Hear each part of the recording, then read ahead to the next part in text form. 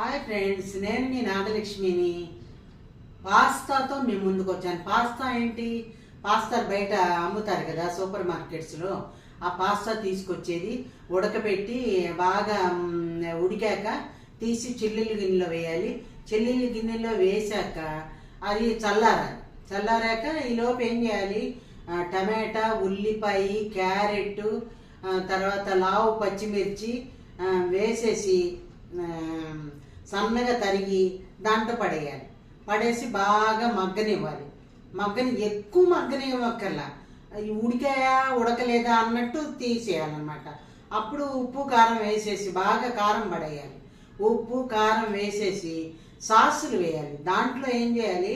Sauce, red chilli sauce, green chilli sauce, తర్వాత pasta sauce ఉంటుంది, ఆ పాస్తా ఉంటుంది, ఆ సాస్ వేయాలి. తర్వాత అది వేసేసి పాస్తా ఇది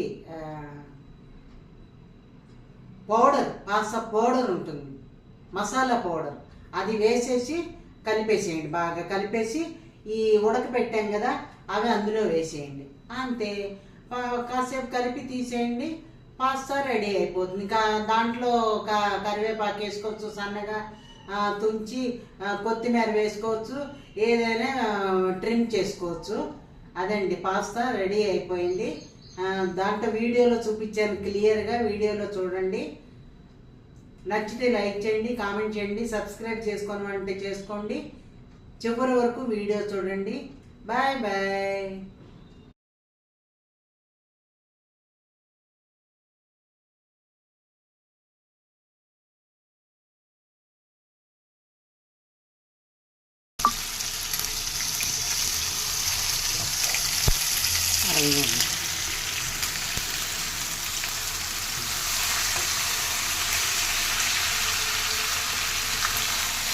ఇది సాస్ అండి. ఈ సాస్ ఏమో ఉడకపెట్టి నీళ్ళల్లో వేసాను. అదేమో ఇగోండి ఇలా పచ్చిమిరపకాయలు, తర్వాత బీన్స్, టమాటాలు, ఉల్లిపాయలు అన్నీ తరిగేసి ఉప్పేసి హై ఫ్లేమ్లో పెట్టేసి, ఇవి ఉన్నాయి కదా ఇవేమో పిస్తాలు సాస్ కూడా వేసి, ఇదిగోండి పిజ్జా సాస్ వేయాలి కొంచెం, తర్వాత రెడ్ చిల్లీ సాసు, ఇదిగో రెడ్ చిల్లీ సాస్ వేయాలి కొంచెం, తర్వాత గ్రీన్ చిల్లీ సాసు, ఇవన్నీ వేసేసి ఉప్పు వేసేసి హై ఫ్లేమ్లో పెట్టి కలిపి దింపేసేయటం అంతే. పాస్తా ఈజీగానే అయిపోతుంది, ఏమీ లేదు, దాన్ని ఉడకక్కర్లేదు, కచ్చపచ్చగా ఉడికితే చాలు. బాగుంటుంది పాస్తా. చూసారా ఉడకబెట్టిన పాస్తాని? అలా అంతే. క్యారెట్ కూడా వేసానండి, క్యారెట్, టమాటా, ఉల్లిపాయ, బీన్స్, పచ్చిమిరపకాయలు, ఇందులో కొత్తిమీర అవి కూడా వేసుకోవచ్చు, నేను వేయలేదు. అది సంగతి. Pasta ready. అంటే స్నాక్స్ లాగా అనమాట. ఇది కూరలాగానూ తినొచ్చు, స్నాక్స్ లాగానూ తినొచ్చు.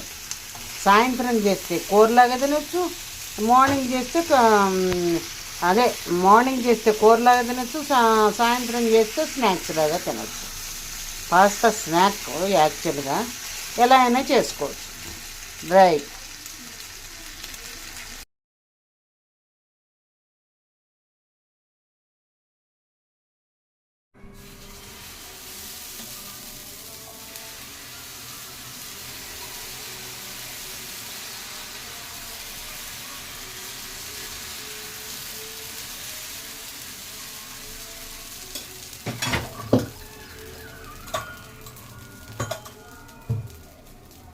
ఇవి జొన్న రొట్టెలు.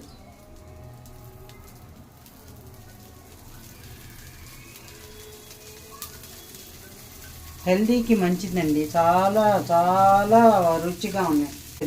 కొంచెం క్రిస్పీగా కూడా వచ్చినాయి, మెత్తగా ఏం రాలేదు, క్రిస్పీగా వచ్చాయి.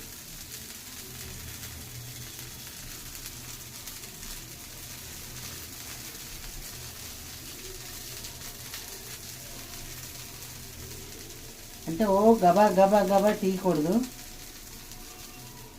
అలా వేయాలి.